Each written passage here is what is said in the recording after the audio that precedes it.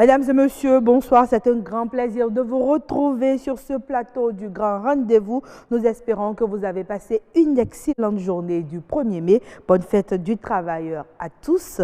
Demain est un autre jour. Quel temps fera-t-il? On le découvre avec la météo.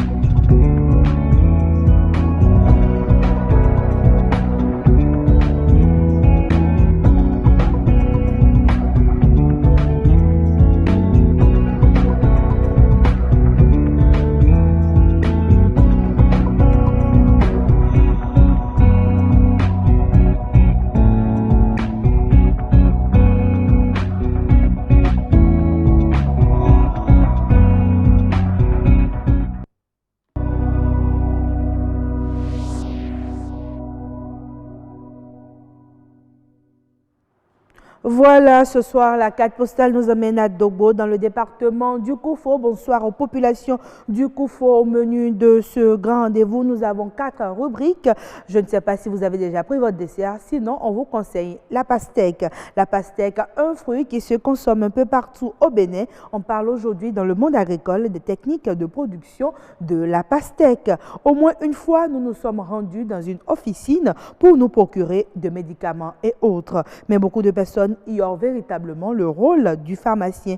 Dans Nature et Bien-être, ce soir, nous nous intéressons à ce corps de métier. Burn-out, c'est le degré élevé de la fatigue et pour vivre plus longtemps et en bonne santé, il faut éviter le burn-out à tout prix. Comment l'éviter? On en parle sur ce plateau avec Michel Mérinton. Il est psychologue clinicien. Ce sera dans Nature, non, que dis-je? Ce sera dans la rubrique Expert. Aujourd'hui, dans Autant Savoir, nous allons parler de la danse. Fulgencia Routondi reçoit pour vous, chers amis téléspectateurs, une danseuse professionnelle qui va nous parler de comment allier passion et technicité. Et rassurez-vous, le rendez-vous du journal ne sera pas manqué avec Nadej Soni qui est d'ailleurs déjà là. C'est là qui est déjà là ce soir. Je vais y arriver. Nadej Soni, bonsoir. Bonsoir Agnès Bello. Je crois que c'est votre sourire qui me déconcentre sur ce plateau. Il est éclatant. Bonne fête du travail à vous, Nadej Soni. Merci Agnès Bello. Bonne fête du travail à vous et à toute l'équipe de BB24.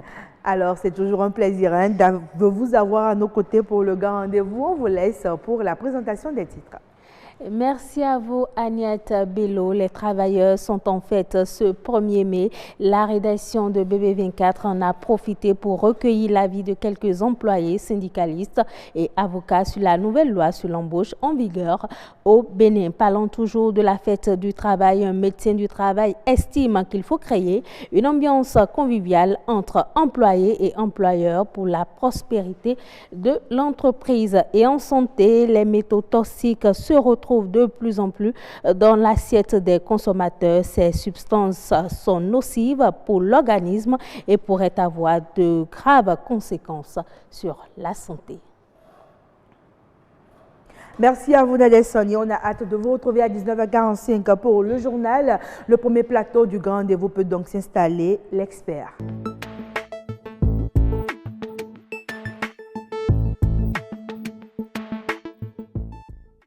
Alors, l'expert ce soir s'intéresse à une thématique qui est très chère à nos cœurs sur ce plateau. Vous le savez, aujourd'hui c'est la fête du travail et beaucoup de travailleurs en souffrent, parfois en l'ignorant. Il s'agit du burn-out. Ce soir, on s'intéresse à comment l'éviter. Oui, c'est bien possible de l'éviter, rassurez-vous. Sur ce plateau, nous avons notre psychologue clinicien. Il s'agit de Michel Mérentor. Il est avec nous sur ce plateau pour en parler. Bonsoir, monsieur Mérentor. Oui, bonsoir. Comment vous allez? Ça va très bien. Alors, tout à l'heure, quand on en parlait dans les coulisses, je vous ai demandé le burn-out, c'est quoi? Avant tout, j'aimerais savoir si vous avez l'impression que les travailleurs béninois en souffrent.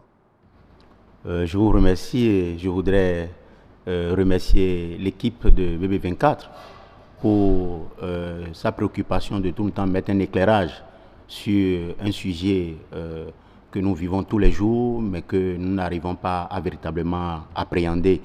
Et comme le dit souvent ce penseur Hegel, tout ce qui nous est familier n'est pas pour autant connu. C'est sûr. Vous voyez, le burn-out, en termes très simples et courants, c'est l'épuisement professionnel. L'épuisement professionnel.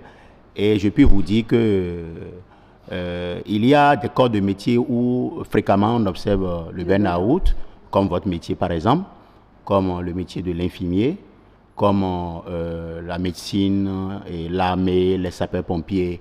Et donc, le burn-out, c'est une dépense excessive de l'énergie de l'organisme.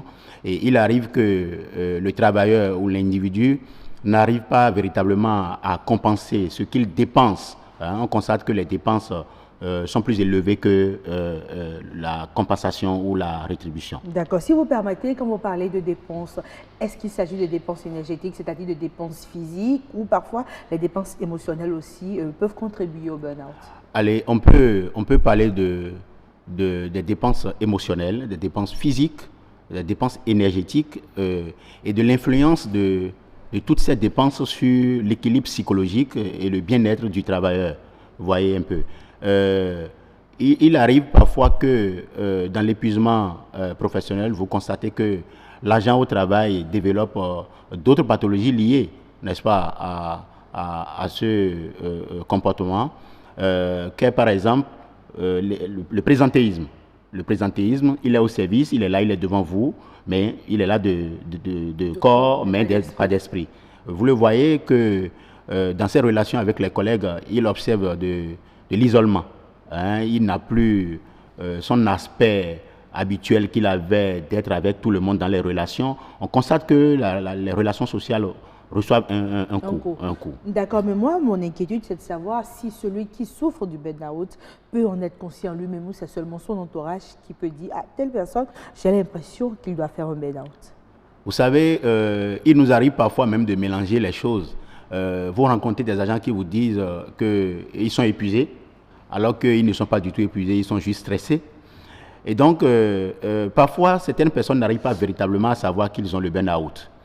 En réalité, le burn-out, c'est une fatigue chronique, une fatigue excessive qui nous arrive et qui met un peu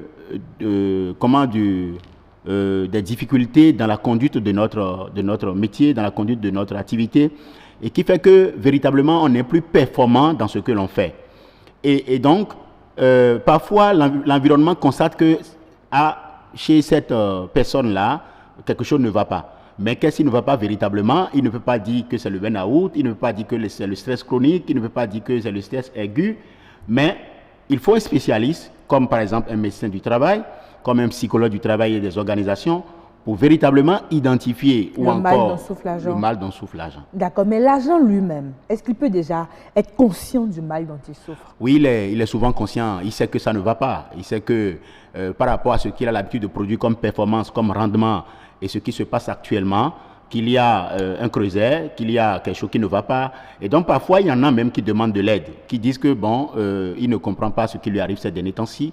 Quand il prend quelque chose à traiter, il sent la fatigue, il n'arrive pas véritablement à le faire et bien, et que ce n'est pas lui-même. D'accord.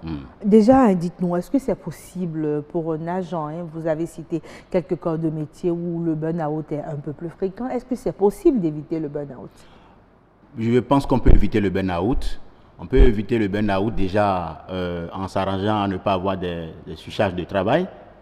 On peut éviter le burn-out en faisant l'effort de ne pas chercher à tout faire, de ne pas se donner l'impression qu'on maîtrise tout ce qui est autour de soi. Et qu'on est indispensable. Et qu'on est indispensable.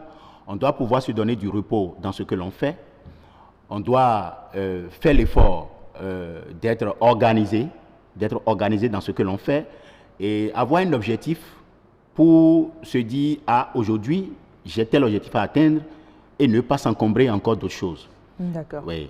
Oui, mais là, vous parlez d'éviter les surcharges de travail, ne pas abuser et tout, mais l'employé ne décide pas de la masse de travail qu'il a à abattre. Ce sont les employeurs qui définissent les cahiers des charges aux employés à ce niveau. Donc, l'employé n'a pas voix au chapitre. Qu'est-ce qu'il fait quand même pour pouvoir autant faire face à ce qu'on attend de lui en tant qu'employé, mais tout en se ménageant? Alors, je voudrais d'abord souligner que l'Organisation internationale du travail a mis au clair en ce qui concerne les cahiers de charges du travail. Vous voyez, tout récemment, j'ai été le consultant principal pour une étude commanditée par le ministère de la fonction publique sur le réaménagement de l'horaire de travail en République du Bénin. Vous voyez, souvent, le travailleur a son cahier de charges, mais la plupart du temps, c'est un cahier de charges qui n'est pas respecté parce qu'on lui ajoute encore du travail. Et il faut savoir souvent dire non. Il faut savoir souvent dire non quand ça ne va pas. Ce n'est pas qu'on n'a pas envie de faire. Vous allez faire, mais il faut que ça soit dans le temps. Il faut que, c'est vrai, il y a des missions pour lesquelles vous travaillez sous stress. Et déjà à votre recrutement, on vous signale cela, oui, que vous devez travailler sous stress. Oui. Vous imaginez que vous travaillez au Palais de la République et qu'il y a des dossiers brûlants. On a besoin de votre expertise. Malgré que vous êtes fatigué, malgré que ce n'est pas dans vos cahiers de charges et qu'on a besoin de vous, vous êtes obligé, n'est-ce pas, oui, de rendre le meilleur de vous-même pour que cela soit fait. Mais parfois, il faut savoir dire non, il faut savoir s'organiser comme je vous l'ai dit. Et les cahiers de charges de l'argent ne sont pas tels que, au fil du temps, il aura le burn-out. C'est sûr. S'il s'est organisé. D'accord. Oui. Mais est-ce qu'il y a des astuces quand même pour pouvoir contourner le burn-out? Parce que comme vous l'avez dit, il y a des moments où, que vous le vouliez ou pas, vous êtes hyper sollicité et il faut que vous puissiez donner le meilleur de vous-même. Est-ce qu'il y a des astuces, tout en étant hyper sollicité, de pouvoir se ménager quelques moments, je ne sais pas, de détente pour pouvoir contourner le burn-out? La première des choses que je vois à ce niveau, c'est d'abord votre propre agenda. Vous devez avoir devant vous un agenda où vous savez que de telle à telle heure vous faites telle chose, de telle à telle heure vous faites telle chose et de telle à telle heure vous vous reposez. Et vous devez avoir surtout, et ce qui manque aux travailleurs au Bénin, véritablement, des moments de distraction. Hein? En venant tout à l'heure dans vos locaux, j'ai constaté que vous êtes détendu, vous vous taquinez un peu, etc., etc. Il faut de ces événements, en réalité, pour vraiment se départir de ce qui ne va pas travailler à l'intérieur. Donc dans une bonne ambiance. Dans une bonne ambiance. Il faut que le cadre du travail soit un cadre harmonieux et convivial. Il ne faut pas qu'il y ait trop de conflits interpersonnels ou parfois même de conflits intrapsychiques, oui, qui peut amener l'individu, n'est-ce pas, à se déverser sur les autres. Et parfois même les événements de la maison ont des implications, oui, sur nos dispositions au service. Et nous devons tout faire pour régler ces problèmes avant même de venir au service. D'accord, mais parfois aussi, les problèmes du travail peuvent rejaillir sur la maison. Ça veut dire que l'employé, à la fois, il se crée des problèmes sur son lieu de travail, mais il en crée aussi à la maison. Et tout ça doit quand même contribuer à avoir le burn-out in fine. Qu'est-ce qu'il faut faire pour pouvoir compartimenter les choses? Vous voyez, c'est pourquoi beaucoup de chercheurs ont parlé du côté aliénant du travail. Vous voyez, qu'on veuille ou non, c'est parce que nous n'arrivons pas véritablement à nous départir de nos statuts lorsque nous changeons de position sociale. Vous voyez, vous êtes ici, vous savez que vous êtes au service, vous n'êtes plus à la maison. Et donc, vous devez tout faire pour oublier ce qui se passe à la maison. Si vous rentrez chez vous, vous devez tout faire pour oublier les réalités du service et vous consacrer à votre famille, à la maison. L'important, c'est d'avoir un recueillement de soi-même. Il faut faire ce que nous appelons de l'introspection, ce que les autres appellent communément de l'examen de conscience. et voit déjà à son niveau ce qui ne va pas, ce que l'on peut améliorer véritablement pour faire face, n'est-ce pas, à son cahier de charge et pour être à la hauteur de ce pourquoi on est appelé. Sinon, parfois, on tend vers la décompensation et véritablement, on n'arrive plus à se contenir. Et surtout, ce que nous conseillons surtout aux travailleurs, il faut le sport. Il faut le sport. Parce que le sport, c'est bon autant pour la santé que pour le psychique. Et il faut aimer aussi la musicothérapie. Il faut écouter les musiques, mais écouter les musiques où vous entendez la parole, où vous pouvez tirer, en fin de compte, une leçon. D'accord. Oui. Oui, mais voilà, jusque-là, on a parlé de comment éviter le burn-out, mais qu'on le veuille ou pas, puisque vous l'avez dit à l'entame de nos échanges sur ce plateau, il y a des gens qui en souffrent déjà. Quand vous êtes déjà dans le burn-out, qu'est-ce qu'il faut faire pour en sortir? Alors, la première des choses, lorsque vous avez le burn-out, vous devez aller vers un spécialiste, vous devez aller vers un psychologue du travail ou vers un médecin du travail qui doit véritablement diagnostiquer le burn-out, l'épuisement professionnel.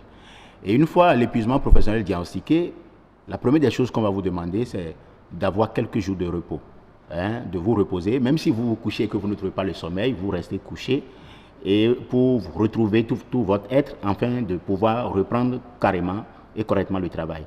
Nous ne conseillons pas souvent dans la gestion du burn-out de la consommation des psychotropes ou des stimulants aux individus. Nous avons des psychothérapies, par exemple, nous pouvons faire à un individu qui a le burn-out de psychothérapie d'éducation, de soutien parfois, et l'accompagner progressivement. Et donc, dans la gestion, il faut aussi l'accompagner peut-être dans la gestion de son stress et du burn-out. Il faut l'accompagner. C'est pourquoi ma recommandation, c'est que lorsque ça arrive, il faut tout faire pour que l'agent se dirige vers un spécialiste pour se faire diagnostiquer, pour se faire évaluer et pour se faire accompagner. Et je crois que la semaine qui s'annonce, l'Association béninoise des psychologues cliniciens lance la semaine du psychologue clinicien, et où nous voulons montrer à la population la facilité pour avoir accès à un psychologue, pour se faire écouter. Parce que nous vivons de certaines pathologies qui ne nécessitent pas nécessairement, voyez, de la prise des médicaments. D'accord. Merci à vous, Michel Mirenton. Nous rappelons que vous êtes psychologue clinicien. Avec vous, nous nous sommes intéressés au burn-out et surtout comment l'éviter. Pour ceux qui y sont déjà, il y a aussi quelques pistes de solutions proposées par notre psychologue clinicien sur ce plateau. Si vous venez de nous prendre au vol, on parlait donc du burn-out. Vous avez encore le temps de suivre un peu nos rediffusions pour comprendre un peu de quoi il s'agit quand on parle du burn-out. Nous passons à présent à la prochaine rubrique. Il s'agit du monde agricole.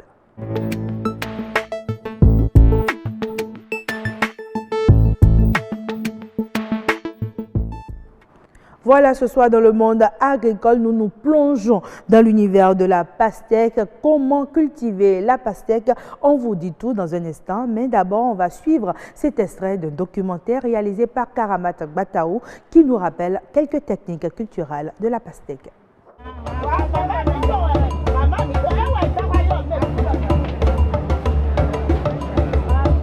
Ovale et généralement grosse, la pastèque est l'un des fruits les plus hydratants.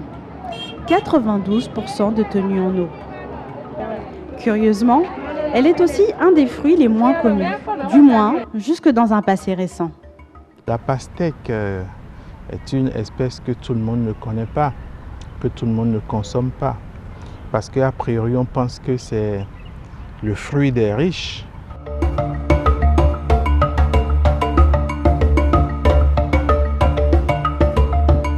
Depuis 2010, elle commence à aiguiser l'appétit des consommateurs et suscite l'intérêt des producteurs. 2 à 3 mois après le semis, la pastèque arrive à maturité et son poids est généralement compris entre 5 et 10 kg. Pour se développer, la pastèque n'exige pas un type de sol particulier. Le plus important, c'est l'apport en matière organique. Tous les sols sont appropriés. Depuis les sols gravionnais du Nord Bénin jusqu'au cordon littoral de Pao sont appropriés. La pastèque aime un sol bien riche en azote, aime un sol riche en potassium. Et donc, il est nécessaire d'assurer que la matière organique est bien apportée et puis ça peut faire l'affaire. Mais cette phase d'entretien et de suivi est précédée du labour, une étape plutôt fastidieuse.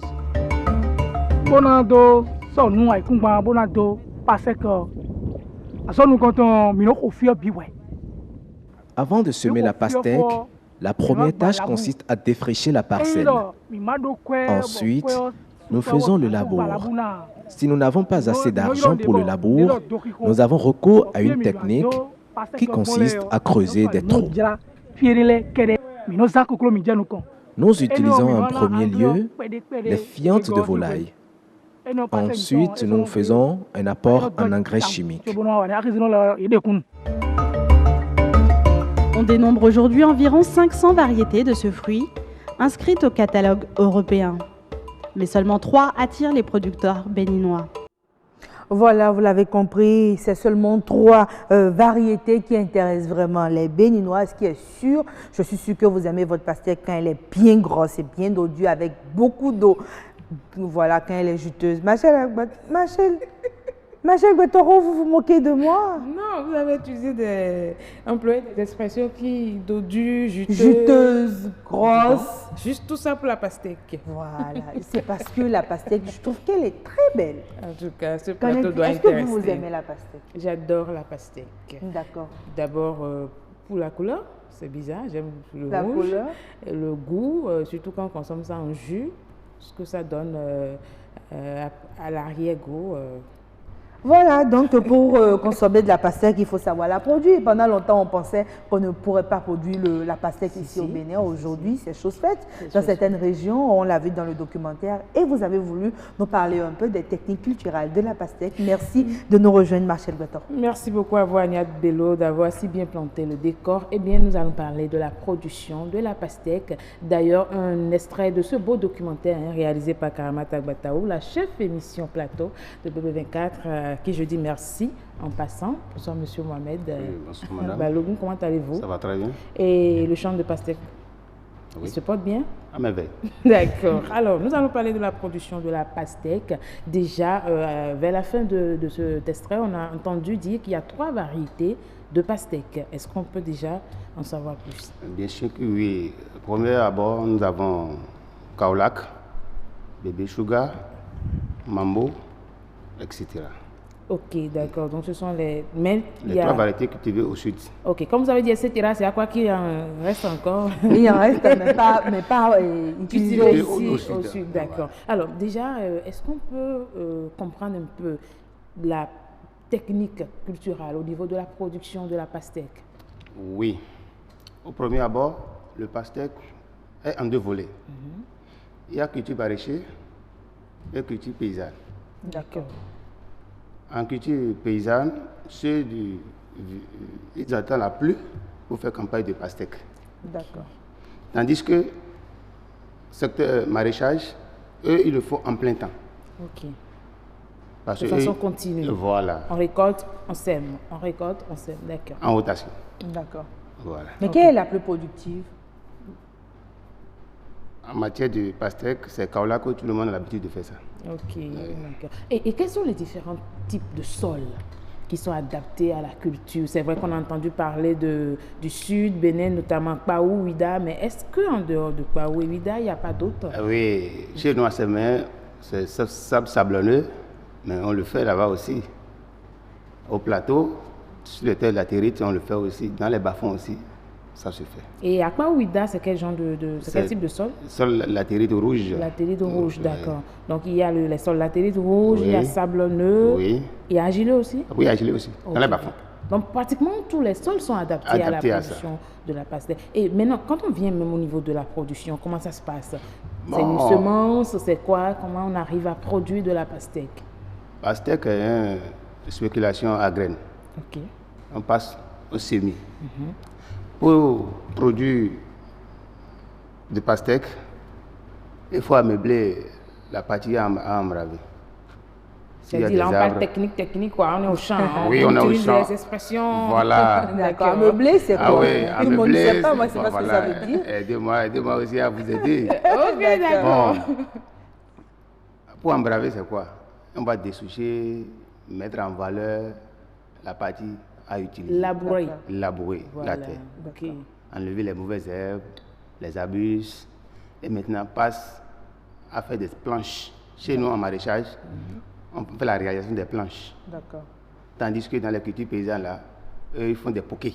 Des planches, là, c'est le sol qu'on met ensemble, là. Hein, oui, ça, hein, après ça, fait la boue. Après ça, fait la boue. Oui. On fait le dressage. Et on fait sortir des planches sur 6 mètres sur 1. Okay. D'accord. Sous forme de panneaux, quoi. Ah, d'accord. Vous voyez? Et vous encadrez. Voilà. Là, c'est bien défini, bien délimité. Très bien. Tandis que dans les cultures paysannes, là, l'espace est vaste comme ça. On fait des pokés. D'accord. On creuse un peu, quoi. D'accord. Comme le monsieur l'a dit dans le documentaire. Voilà. Et une fois le poké ou les pokés ou le sol préparé, qu'est-ce qui suit après? Après, tu mets la graine en terre. D'accord. Et 3 jours après, tu vas voir que ça va commencer par pousser. Après le semis, à titre préventif, pour éviter les insectes qui vont endommager, tu passes un petit traitement pour éviter les insectes. Ah, parce que les insectes attaquent aussi la pastèque? Rapidement, surtout les criquets. Ok. Au lever comme ça, là, ils arrivent à les couper. Si ça coupe là, c'est une perte pour le cultivateur. D'accord. Tu es obligé de replanter encore. Donc, on sème, on essaie de faire un suivi avec des produits spécifiques. Produits, voilà. Et après? Et après, une semaine, voire dans la deuxième semaine, on applique la fiente. D'accord. Fiente de quoi? Fiente de poulet, de boue, de vache, selon ce que vous avez. Selon ta capacité, quoi. D'accord. Voilà. D'accord. Et ensuite? Ensuite, voir dans les 2 semaines passées, dans la 3e semaine, à chaque matin, quand tu vas dans ton champ, tu dois examiner ton champ, les feuilles, comment ils sont. S'il y a attaque ou pas, tu sauras. L'attaque qui est arrivée, c'est ça que tu vas traiter. Ah, d'accord. Donc, c'est une question de diagnostic. Ouais. Voilà. Pour l'agriculture. Voilà. Mais la plupart, les maladies liées au pastèque, c'est puceron et les criquets.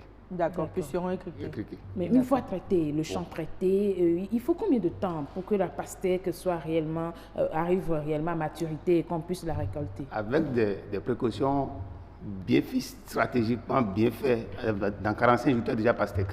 Waouh! Avec l'intérieur rouge déjà? Oui, tu as déjà pastèque. Oui, mais est-ce que toutes ces pastèques-là sont au même niveau de maturité ou bien on a parfois des discordances? Oui. Il y a les premiers fleurs seront mûrs avant. Et comment vous arrivez à distinguer dans le champ ce qui est déjà bon de ce qui ne l'est pas? À compter de la date de semis jusqu'à 45 jours, il y a un cordon de fil qui est à chaque bout de pastèque. Okay. Tu vas constater que ça va commencer par se griller. Okay. Se griller? Oui, d'elle-même. D'accord. Griller ou sécher? Sécher, griller. Ok. Si tu vois ça, tu tapes le pastèque comme ça. J'aimerais bien que le réalisateur nous aide à voir le geste. Ça, c'est ça? Oui. Ok, et quand tu fais ça? Ça va te donner un son. Un son, ok. Si le son n'est pas clair, ce n'est pas encore mieux. Il faut avoir vraiment des atouts pour produire de la pastèque. C'est pas un jeu d'enfant, hein? D'accord. À force de taper comme ça, pom pom, si ça sonne et ça sort, si tu coupes ça, c'est rouge pur. Ah, donc on peut même l'utiliser comme astuce pour aller acheter de la pastèque. Bien sûr. Quand on tape, ça fait quoi? Quand tu tapes comme ça là, le son là doit bien sonner. D'accord. Mais si ça dit pom pom pom pom là, l'intérieur n'est pas bon. Alors maintenant, on connaît un peu le processus de production de la pastèque. Comment est-ce qu'on peut prendre soin de son champ de pastèque? Parce que c'est ça le plus important. Produit, oui, mais prendre soin pour avoir réellement les résultats attendus, c'est problématique. Avant d'embraver un espace, tu dois faire un plan de la production. Ça te coûte combien? Tu dois en avoir ça dans ta position. D'accord. C'est-à-dire, quand vous parlez des coûts, vous voulez dire et les graines, et les fientes, et le traitement, et tout, le suivi. Tout ce qu'il faut pour aller jusqu'à la fin. Pendant les 45 jours d'attente. Oui. Si tu as ça à ton niveau, sûr et certain, tu dois réussir à ton capacité de production. D'accord. Mais combien est-ce qu'il faut prévoir pour une récolte de pastèque? Bon, tout dépend des points. D'accord. Avec une planche, vous parlez de 6 mètres sur 1. Oui, 6 mètres si sur 1. Si tu dois faire une estimation de 6 mètres sur 1, combien est-ce qu'il faut mettre dans la balance pour qu'à la fin des 45 jours, vous puissiez avoir de la bonne pastèque? Et nous avons des sachets et des boîtes. D'accord. Ils vendent en des sachets et en des boîtes. D'accord. Un sachet de pastèque de 20 grammes là, ça embrave 10 planches. D'accord. Et avec les 10 planches, avec un sac de fiente de volaille qui est à 1400 aujourd'hui maintenant, tu peux gérer ça jusqu'à la maturité. Est-ce que vous arrivez à vivre de la production de la pastèque, hein? Pardon? Une question. C'est votre dernière question. Est-ce que vous arrivez à vivre de la production de la pastèque? Bon, on est dedans. On doit vivre dedans. Et ça continue. Ça continue. Merci beaucoup quand même, Monsieur Mohamed Balogun. Je rappelle que nous avons parlé de la production de la pastèque ce soir, mes téléspectateurs. Tout ce qu'il faut quand même pour aller à une très bonne récolte ou pour avoir une très bonne récolte en matière de pastèque. N'oubliez pas de donner de la pastèque à Yasmine Damata qui souffre son anniversitaire aujourd'hui. Joyeux anniversaire en passant. Merci beaucoup. Oui, j'avais oublié de le dire. Joyeux anniversaire à Yasmine Damata. Ma chère Guettaro, mais vous avez oublié de dire aux téléspectateurs qu'on aura encore à parler de la commercialisation. On aura parlé de la commercialisation de la pastèque parce que produit, oui, mais comment commercialiser, comment consommer peut-être avec Yasmine Damata dans la santé, on en parlera toujours. Ce qui est sûr, moi j'ai retenu l'astuce, quand vous allez au marché pour acheter votre pastèque, il faut taper, s'assurer du bon son avant de pouvoir l'acheter. Voilà, c'est terminé pour le monde agricole qui cède sa place à une autre rubrique à présent. Il s'agit de la rubrique Autant savoir.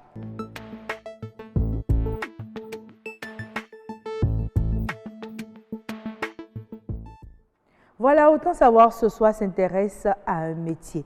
Vous le savez, c'est la journée des métiers. Les métiers sont à l'honneur puisque c'est la fête du travail. On parle d'un métier, un métier que vous aimez peut-être. Il s'agit de la danse.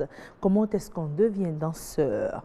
Comment est-ce que le métier est perçu dans la tête des populations? On s'y intéresse avec Autant savoir. Mais avant, je vous invite à suivre ce reportage.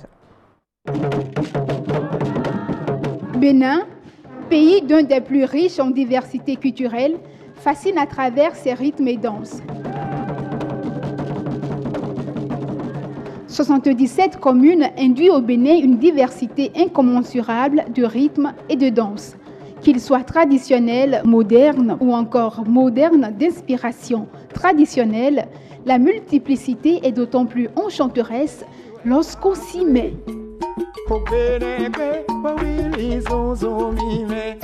Des rythmes et danses au Bénin, tels le Zinli du Zou, le Tipenti du Nord, Gangan du Plateau et Agbadia du Mono, pour ne citer que ceux-là, reflètent cette vérité. Le Bénin, de ces rythmes et danses traditionnels, s'inspire aussi des tendances modernes. C'est ainsi que les rythmes modernes propres à certains artistes tels le Soyoyo, le Zekede, le Nudiou firent leur apparition. On danse même au marché, on maquille tout le monde est mélangé. Des talents urbains flambant neufs comme Faniko, Tiaf, Hypnose et le fameux Vano Baby apportent une touche particulière à la musique moderne béninoise. Le traditionnel, le vin du développement, tend au jour le jour vers un bicéphalisme assez probant au Bénin. Le démontre bien le Tieng système du regretté Stan Torrent.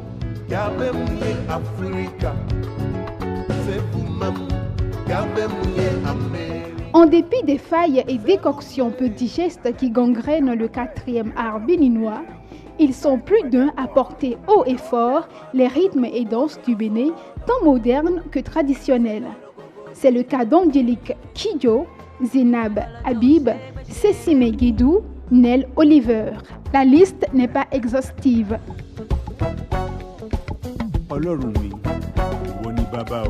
Il est indéniable qu'une flopée de rythmes et danses béninoises peine à cartonner à l'extérieur et surtout à se pérenniser dans le temps. Un mal sans doute percutant qui révèle les insuffisances au sein du monde artistique béninois. En cette journée internationale de la danse, franchir les barrières et les conflits Réunir les acteurs de la danse autour des rythmes béninois rehausserait l'identité culturelle béninoise.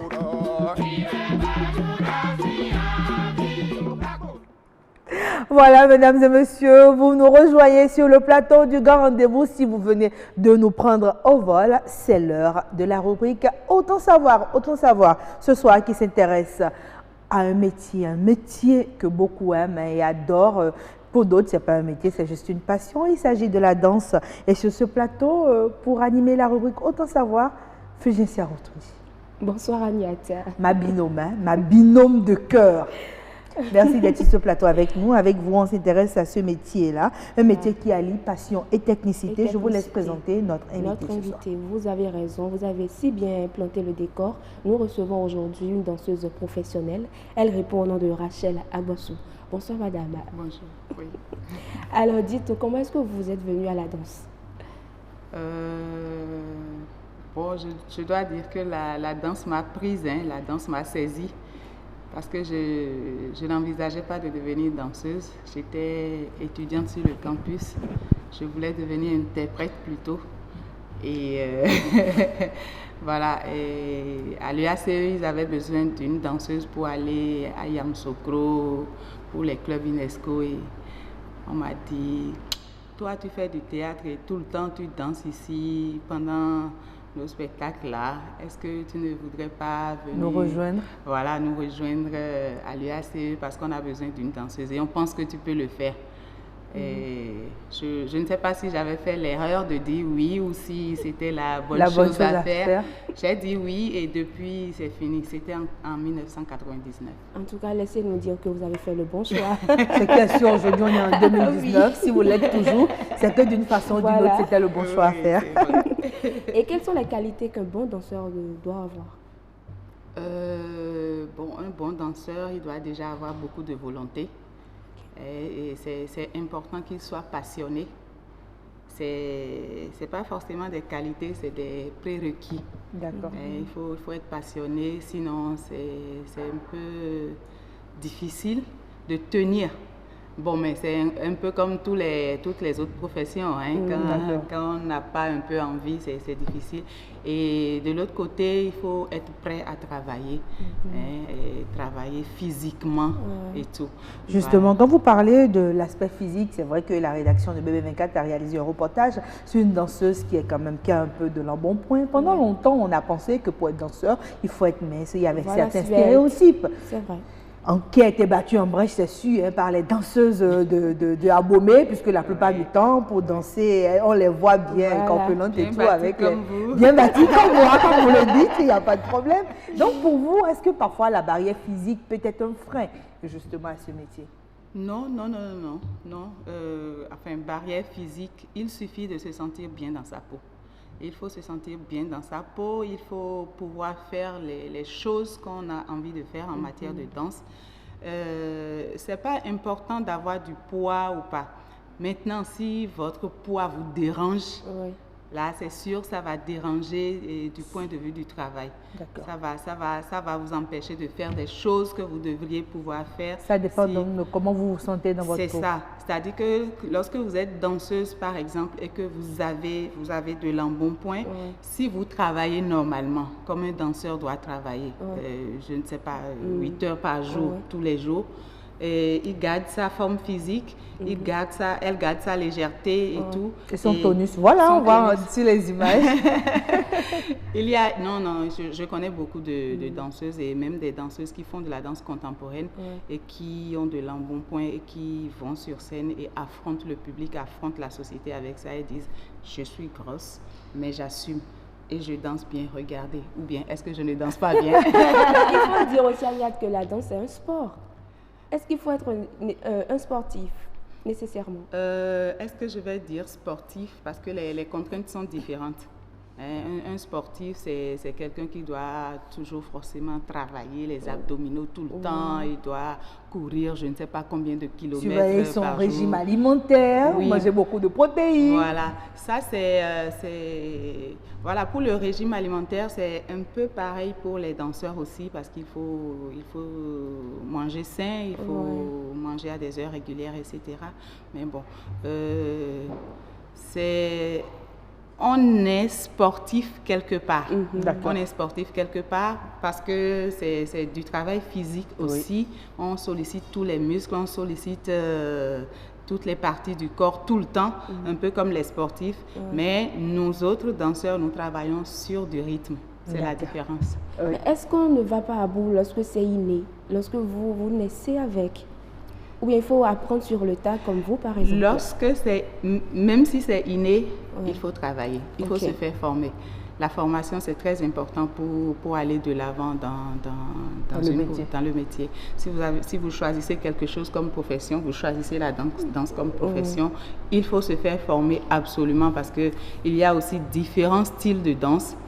Et moi, je fais de la danse contemporaine, par exemple. Je ne peux pas me réclamer être une virtuose de la salsa. C'est pas possible. Voilà. Je fais les danses traditionnelles aussi, mais en même temps, je ne peux pas dire que je suis une danseuse de hip-hop. Il faut se faire former. Il faut aller avoir il faut chercher à avoir les qualités qu'il faut. Donc même au niveau de la danse, il y a des spécificités. Ah oui, absolument. Et il y a une kyrielle d'aptitudes à connaître, à avoir en matière de danse. Et vous êtes femme, vous êtes dans le domaine, ça fait déjà un bout de temps. Est-ce que la danse n'impacte pas votre vie? Non, c'est comme toute autre profession. J'imagine que vous-même, vous avez des contraintes liées au métier. C'est pareil, c'est un métier comme tous les autres. C'est vrai que avec la danse, parfois, on est obligé de beaucoup se déplacer. Donc, on est parfois loin de la famille et tout. Mais c'est tellement bon quand on revient que, voilà, on oublie tous ces mois d'absence. On oublie tout. D'accord. Maintenant, qu'en est-il du regard de la société? La société ne juge pas les danseurs, mais pendant longtemps, on a collé des étiquettes aux danseuses. Ah oui, ça... Pendant longtemps, mais c'est pas fini, ça continue. Ça continue. Parce que la danseuse, c'est la pute, quoi. C'est la prostituée, l'étiquette est restée là. Mais c'est nous, les danseuses, qui disons, voyez, nous dansons, mais vous n'avez pas encore couché avec nous. Non, et... Il faut avoir un bon mental alors pour affronter tout ça. Il faut avoir un bon mental déjà avec les danseurs, avec les hommes. La danse n'est pas forcément considérée comme une profession. Je parle de notre société, je parle du Bénin en particulier. La danse n'est pas considérée comme une profession et avec les danseuses, c'est pire.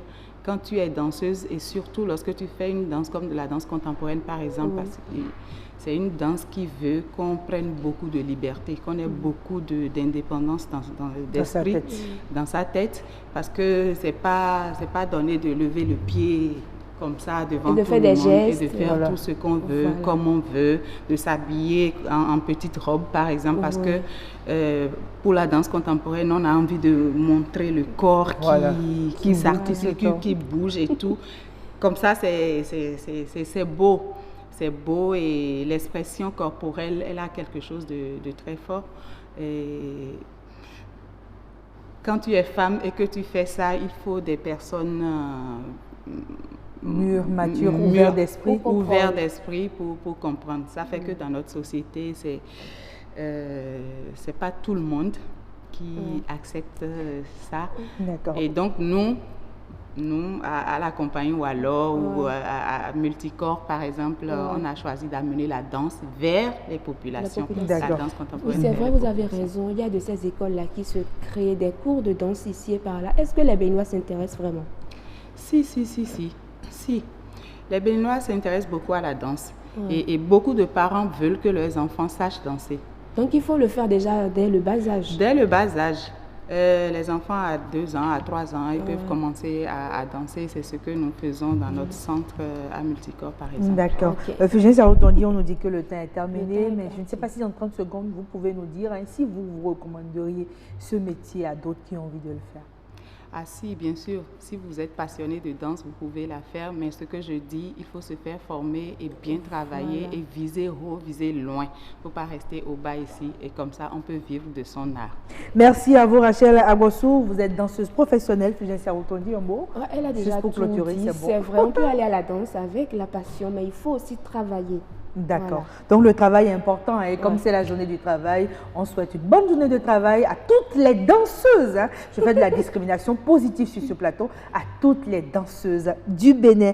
Bonne fête du travail. Le grand rendez-vous se poursuit. L'heure du journal est là. Nadé Soni est déjà là. Eh bien, tout de suite, les informations, c'est dans un instant.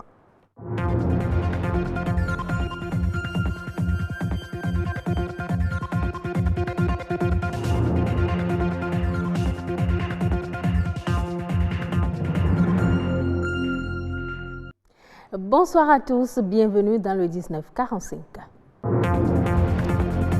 Il y a quelques mois, une nouvelle loi sur l'embauche a été votée et promulguée au Bénin, une loi qui ne garantissait pas la sécurité de l'emploi. En ce jour de la fête du travail, quelques travailleurs se prononcent sur le contenu de cette disposition légale.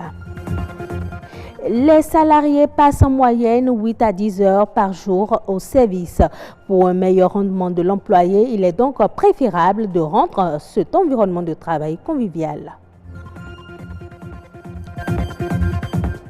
Certains métaux dits toxiques se retrouvent dans l'alimentation des consommateurs. La présence dans l'organisme peut avoir de nombreuses conséquences sur la santé.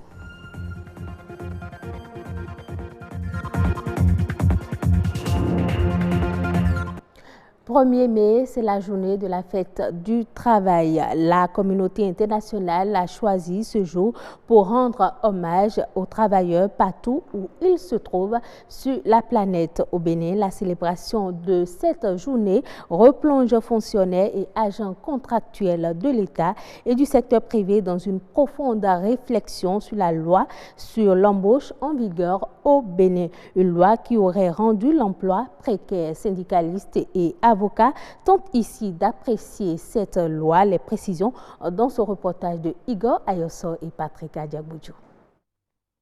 La loi sur l'embauche continue d'alimenter la polémique. Votée par la 7e législature le 21 mars 2017 et promulguée le 29 août de la même année, cette disposition légale ne fait plus obligation à tout employeur d'offrir un emploi permanent à l'employé. Le code du travail qui est déjà là, en vigueur, ce code du travail est trop rigide. Il faut faciliter les possibilités, n'est-ce pas, d'investissement dans notre pays au nom de cela. On a pris cette loi et on a rendu vraiment, on a précarisé le travail parce que là, on peut faire des contrats à durée déterminée ad vitam aeternam. On peut à tout moment mettre un terme au contrat entre l'employeur et l'employé s'il le veut. Et les procédures sont, n'est-ce pas, facilitées. Ça se fait rapidement et puis on ne peut que payer entre 3 mois et 9 mois de salaire.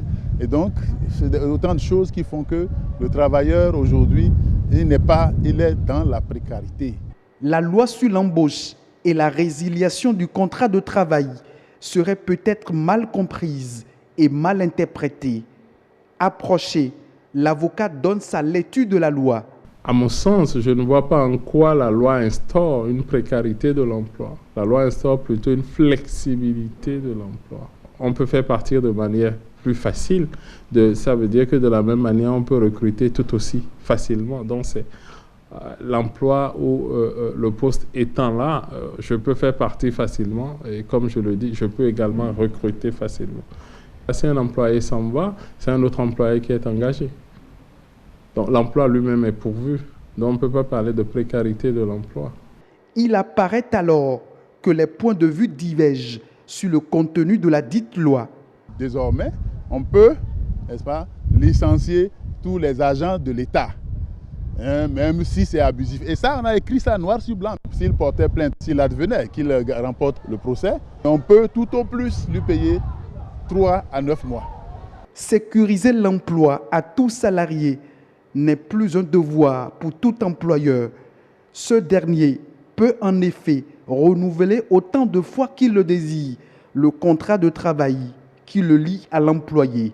La loi n'a pas supprimé les CDI, les contrats à durée indéterminée. La loi ne l'a pas du tout supprimé. En son article 11, la loi a non seulement prévu le contrat à durée indéterminée, mais la loi l'a défini et a explicité les conditions de sa rupture.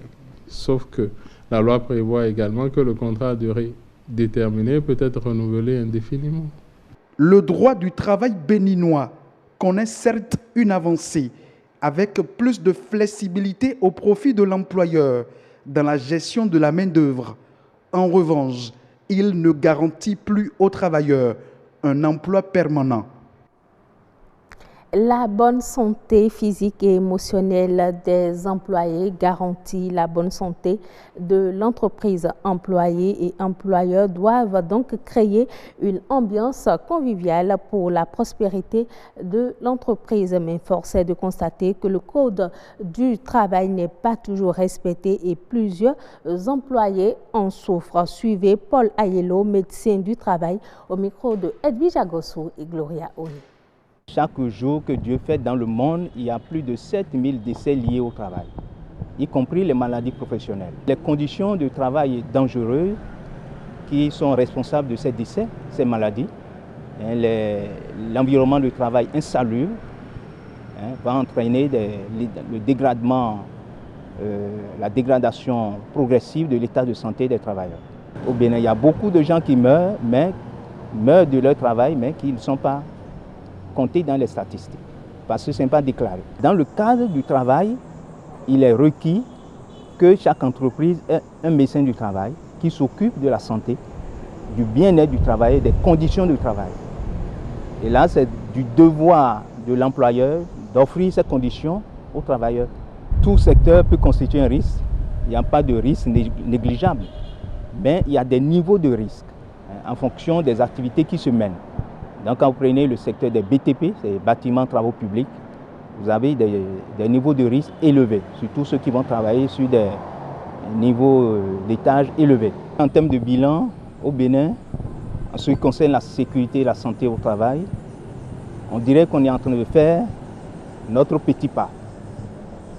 Donc on ne peut pas affirmer qu'on avance vraiment, parce que les statistiques même qu'on utilise ne sont pas très fiables.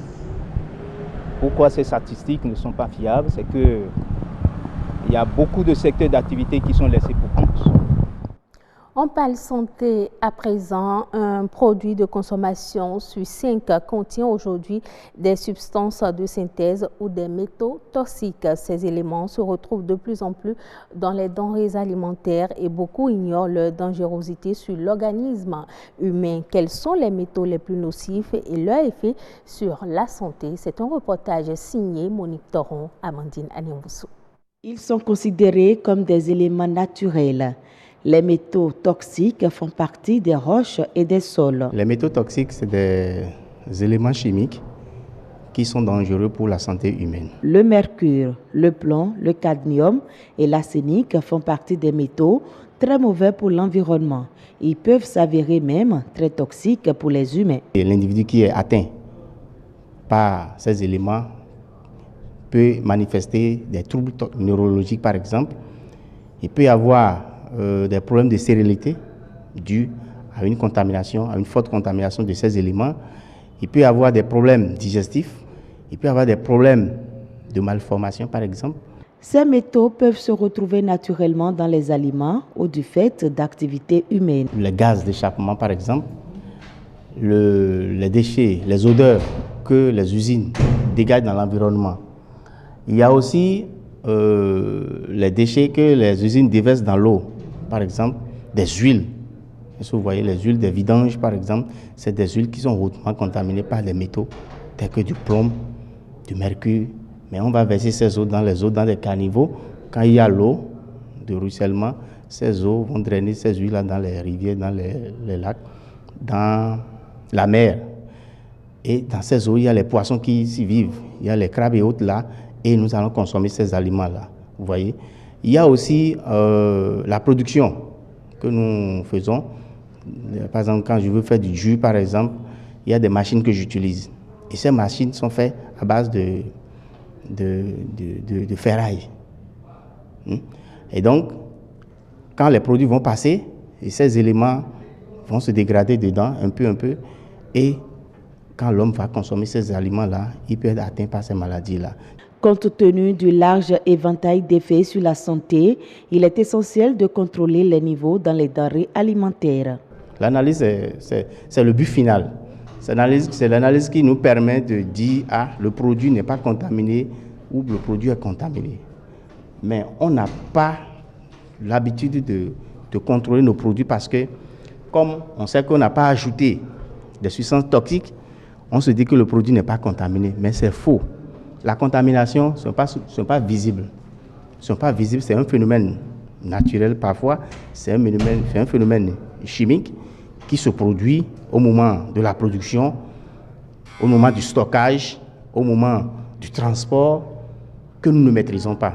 Pour développer un réseau de laboratoires de sécurité alimentaire et environnementale fiable, il est organisé à l'intention des représentants des pays membres de l'Agence internationale de l'énergie atomique, un cours régional sur l'analyse des métaux toxiques dans les aliments. Au Ghana, le régulateur du marché financier révoque la licence de 5 sociétés de gestion pour violation des règles régissant leurs activités. La société de régulation s'appuie sur l'article 122 de la loi de 2016 sur l'industrie des valeurs mobilières pour justifier cette décision. Cet article qui porte sur la révocation ou la suspension de licence stipule, entre autres, qu'une licence peut être révoquée si la société de gestion cesse d'exercer l'activité pour laquelle la licence lui a été accordée ou encore si le régulateur a des raisons de croire que le gestionnaire ne remplit pas les fonctions régissant ses activités. Les investisseurs et le grand public a été mis en garde par le régulateur sur les risques auxquels il s'expose s'il continuait à effectuer des transactions avec ces sociétés ou l'un de ses représentants.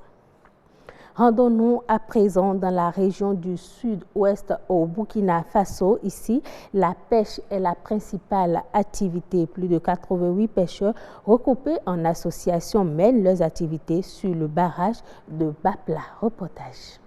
Ces pêcheurs avancent lentement leur pirogue. Il est 5h30, nous sommes sur le barrage de Bapla dans la commune de Djebougou. Ils sont au total 88 pêcheurs réunis en 4 groupements qui exploitent ce plan d'eau. Après 2 heures de pêche, l'heure de la moisson est arrivée. Depuis 2005, c'est en moyenne 18 tonnes de poissons par an que l'on pêche ici. Les carpes qu'on appelle tilapia, tilapia ça veut dire dans tout Burkina, c'est ça seulement qu'on peut élever, qui peut grossir rapidement. Bon, ça aussi on trouve ça ici dans les barrages. Et puis il y a les ricottets, et puis le chili, il y en a beaucoup. Sorti de l'eau, le poisson est immédiatement vendu à ses commerçantes. Le prix du kilogramme varie entre 750 francs et 1500 francs CFA en fonction du type de poisson et de la période de l'année. Cela fait 5 ans que je suis commerçant de poissons. C'est à Bapla que j'ai débuté mon activité. Nous nous entendons bien avec les pêcheurs. C'est pourquoi je viens m'approvisionner ici. Ce que j'ai eu, le kilo coûte 1000 francs. Pour le président de l'Union des pêcheurs, Pierre Lapoire de Bapla, l'activité a impacté positivement la vie socio-économique de ses membres. Si vous rentrez actuellement ici, les jeunes sont sur place. Ils sont sur place à cause du poisson. Il y en a même, si tu témoins, il y en a qui ont construit, il y en a qui ont pu payer des motos, et il y en a même qui ont marié des femmes, des orphelins, qui ne savaient pas qu'ils pouvaient avoir l'argent marié des femmes, mais aujourd'hui ils ont des femmes.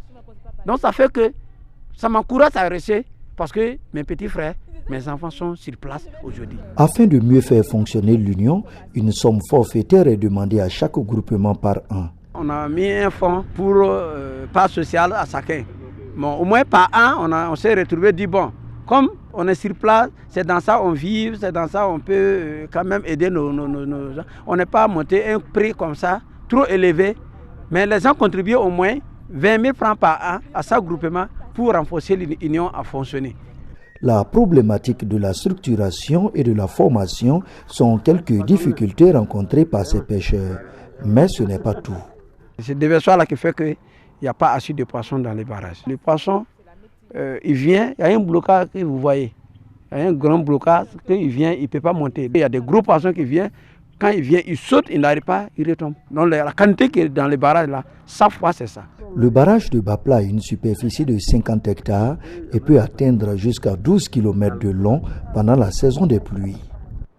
C'est la fin de cette édition. Merci de l'avoir suivi. Bonne fête de travail à toutes et à tous.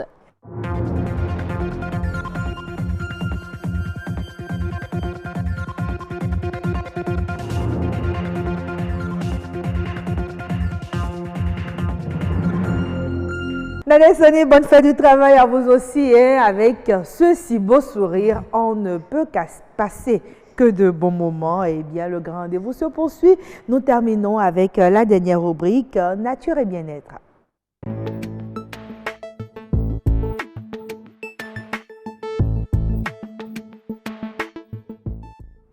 Nature et bien-être ce soir parle du pharmacien, son rôle et comment est-ce qu'il est formé. On vous dit tout sur le sujet, mais avant, vous suivez ce reportage. Médecins et auxiliaires de pharmacie, deux spécialistes qui encadrent et conseillent la prise de médicaments dans le secteur de la santé. Ces deux acteurs interviennent dans la prescription des ordonnances aux patients. Nous avons deux types de dispensation au comptoir. La dispensation sur ordonnance et sans ordonnance. Sur ordonnance, c'est que nous sommes livrés à la prescription médicale du professionnel de santé qui s'avère être le médecin ou le consultant, et la dispensation sans ordonnance qui s'opère par les pharmaciens en officine. Même lorsque le patient vient poser ses plaintes, le pharmacien a été formé pour ça, pour poser des questions précises, pour pouvoir déceler le nœud de ce que la personne, de la plainte, de la pathologie que véhicule l'organisme de la personne. Donc après ces questions-là, le pharmacien pourra donner des médicaments adéquats pour pallier ce problème-là. Donc il est très important qu'on puisse dire, sensibiliser les gens pour qu'ils sachent réellement que ce n'est pas bon ce qui est l'automédication. Il faut toujours s'approcher d'un professionnel de santé pour avoir de plus amples explications pour pouvoir traiter ces maladies. L'usage abusif ou inapproprié de médicaments constitue une préoccupation pour les instances sanitaires. Aujourd'hui, avec les tests qui régissent l'achat de certains médicaments sensibles, les usagers de pharmacie n'hésitent pas à faire recours aux agents de santé pour avoir leur ordonnance. Il y a des types de médicaments que les pharmaciens vous diront directement que vous ne pouvez pas acheter par exemple sans ordonnance, sans une prescription. Moi, je me rappelle, dans un pays de la sous-région, j'ai tenté d'acheter un somnifère, mais partout où je suis passé, on m'a dit sans prescription, on ne peut pas vous servir. Pour rencontrer les médecins aujourd'hui à l'hôpital, c'est parfois un peu difficile. Pour parler personnellement de mon cas, je devais rencontrer un médecin depuis décembre, et bon, jusque-là, je n'ai pas rencontré. Mais la maladie n'attend pas. La maladie continue toujours de vous ronger. Et pourtant, en Afrique, et plus précisément au Bénin, l'automédication est une pratique largement répandue, mais un médicament mal utilisé peut devenir nuisible pour la santé du patient. C'est une grande erreur, c'est une abomination. Les gens doivent venir à la pharmacie avec l'ordonnance prescrite par un médecin. Si les gens viennent anarchiquement acheter de la pharmacie, ils s'entraînent à la mort facilement. On a besoin de l'avis d'un médecin avant d'acheter les médicaments. Parce que les médecins, eux, ils sont formés.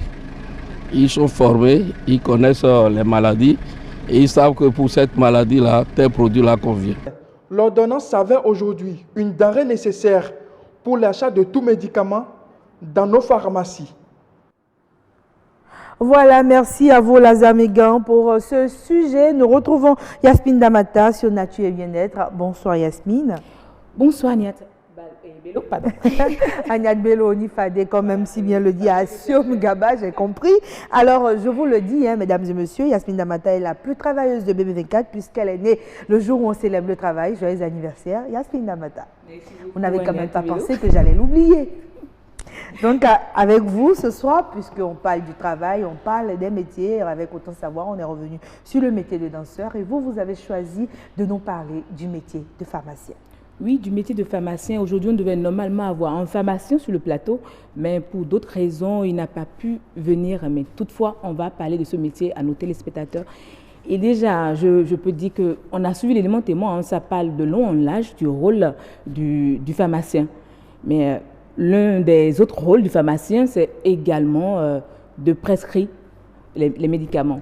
Oui, ça, on ne le sait pas toujours, hein, encore qu'il y a des médecins qui vous diront que ce rôle est toujours dévolu qu'aux médecins, mais selon vos enquêtes, le pharmacien aussi peut prescrire des médicaments, puisqu'il connaît leur nature. Justement, puisque ça dépend de sa formation également, ce n'est pas tous les pharmaciens qui peuvent prescrire un médicament à un patient, mais toutefois, c'est pour ça d'abord, quand vous allez dans une pharmacie, il y a des conseillers qui sont là, et c'est pour ça qu'on leur donne souvent le rôle de conseiller. Dans ce rôle-là, il vous écoute et vous donne ce qu'il faut vous preniez pour le moment pour satisfaire, soulager le mal. Mais toutefois, il vous renvoie vers un médecin, vers une structure qui peut vous accompagner pour le traitement de votre maladie. Mais toutefois, ils sont là, mais parfois même quand le médecin prescrit son ordonnance et que vous lui adressez cette ordonnance, le pharmacien regarde, si la posologie n'est pas respectée, il peut vous réorienter, il peut vous redonner la bonne posologie à prendre. Voilà, et vous demander de confirmer auprès de votre médecin. Voilà. Et il est toujours dans ce cas, dans son rôle de conseiller. Il ne joue pas le rôle de médecin, mais le rôle de conseiller. Oui, encore qu'il est déjà arrivé, hein, qu'on ait une ordonnance, qu'on aille en pharmacie, qu'on vous dise le médicament que vous recherchez textuellement, il n'existe pas, mais il existe dans d'autres versions. Voilà. Est-ce que cela vous intéresse? Voilà les avantages et tout. Mais est-ce que tout le monde, parce que quand on entre dans une pharmacie, il y a plusieurs personnes, ils ne sont pas tous pharmaciens. Voilà, ils ne sont pas tous pharmaciens, il y a des auxiliaires de pharmacie. Donc, ça dépend de la formation de chacun, comme on avait dit tout à l'heure. On va revenir à la formation, mais il y en a qui c'est pour ça que dès que vous venez dans une pharmacie, vous allez voir la pharmacienne, je veux tel médicament, votre ordonnance. Vous lui montrez l'ordonnance. Quand il n'y a pas, elle dit, il n'y a pas tel médicament. Mais je vous envoie vers le conseiller. Il est là, c'est lui qui vous prend en charge, il vous dit ce qu'il faut. Il y a tel et tel. Si vous pouvez appeler votre médecin, appelez le médecin. Dans le cas contraire, je vous propose tel. Il ne vous oblige pas à le prendre, il vous propose. Donc, c'est selon ça, vous acceptez ou vous appelez votre médecin. D'accord, vous l'avez dit à l'entame, hein, le pharmacien est là pour valider l'ordonnance, mais il y a encore quelques mois, pour ne pas dire à peine 1 an ou 2 ans, c'était possible hein, dans les pharmacies de pouvoir prendre certains médicaments sans ordonnance. Je vois que vous vous connaissez très bien, hein, c'est vrai. on pouvait réellement aller dans les pharmacies, prendre son médicament sans ordonnance, mais maintenant, il y a une loi qui régit. On ne peut pas aller dans une pharmacie comme ça. Comme l'a dit d'ailleurs l'intervenant dans le reportage, on ne va pas dans une pharmacie pour dire je veux un somnifère. Non, on ne te donne pas ça. Parce qu'il y a des médicaments avec lesquels on peut faire du mal. Donc du coup, on vous demande d'abord si le médecin a testé ce médicament que vous voulez acheter. Parce qu'il faut forcément un médecin, c'est quelqu'un qui a fait des études, qui sait ce dont vous avez besoin. Qui connaît votre corps, qui pourra vous en donner. Voilà.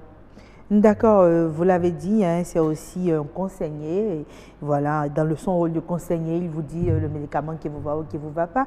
Mais souvent, on voit, ils ont aussi des compléments alimentaires dans les pharmacies et tout. Ce n'est pas que les médicaments qu'ils vendent en pharmacie. Ce n'est pas que les médicaments, il y a beaucoup de choses qu'on voit dans les pharmacies. Il y a les couches pour bébés, il y a les brosses à dents.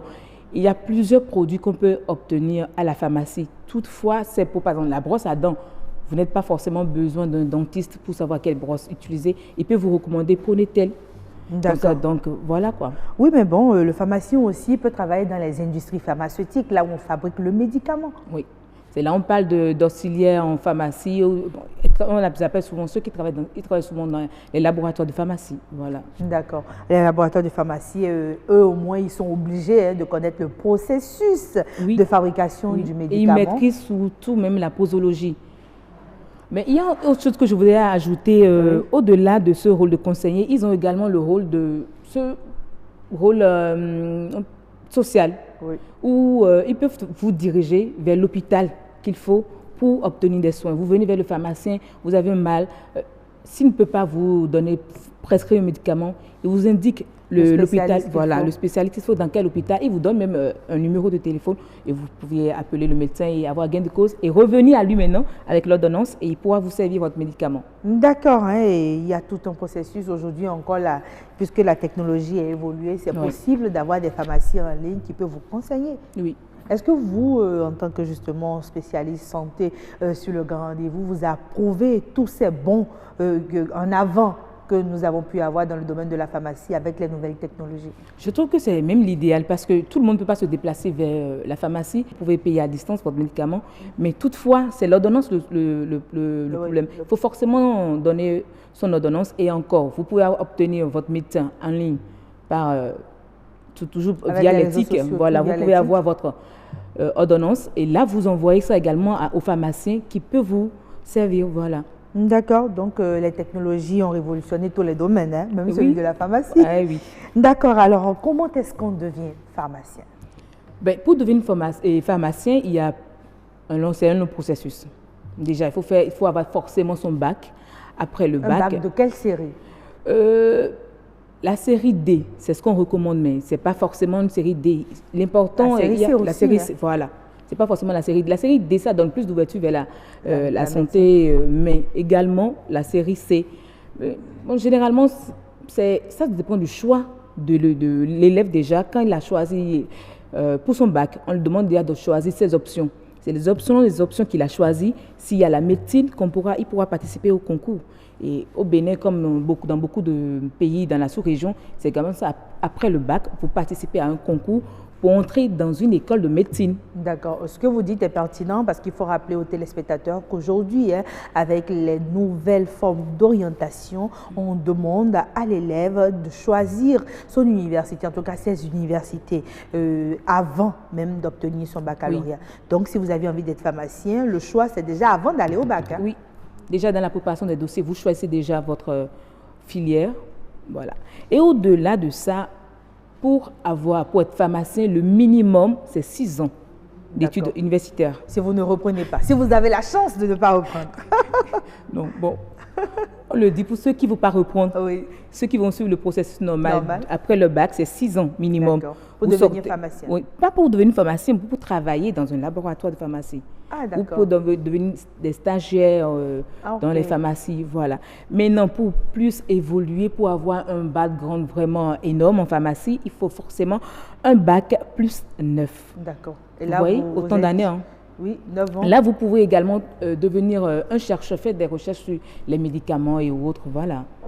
Alors, Yasmine Damata, quand on vous écoute, on a envie de devenir pharmacien, mais je peux vous le dire, hein, puisqu'on les connaît, les pharmaciens, ce n'est pas un métier facile, mais si vous l'aimez, pourquoi pas? On a la chance d'avoir une faculté ici au Bénin qui vous permet de pouvoir vous faire former à des coûts relativement raisonnables. Quand on parle de raisonnable, ça dépend de pour qui c'est raisonnable, vous me direz.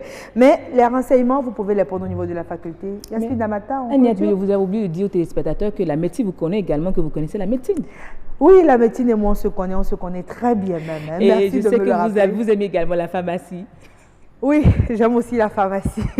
Tant que ce n'est pas les pharmaciens que j'aime, c'est déjà bien. Mesdames et messieurs, c'est terminé pour Nature et Bien-être. Nous vous avons appris alors à devenir pharmacien. Si vous avez envie de le devenir, vous n'avez qu'à resuivre notre intervention avec Yasmine Damata sur ce plateau de Nature et Bien-être qui s'achève et qui clôture ainsi le bal des plateaux du Grand Rendez-vous. Et nous amorçons lentement la descente du Grand Rendez-vous avec le rappel de la météo.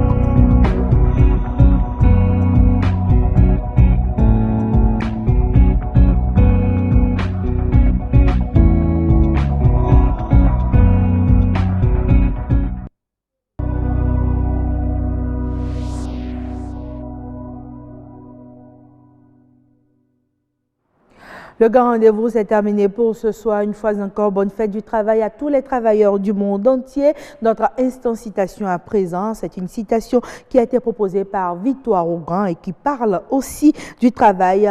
La citation dit ceci: la suprême récompense du travail n'est pas ce qu'il vous permet de gagner, mais ce qu'il vous permet de devenir. La suprême récompense du travail n'est pas ce qu'il vous permet de gagner, mais ce qu'il vous permet de devenir. C'est une citation de John Ruskin. Merci d'avoir été des nôtres tout au long de ce numéro du Grand Rendez-vous. On se retrouve encore vendredi si tout va bien. D'ici là, portez-vous bien et passez un excellent moment en notre compagnie.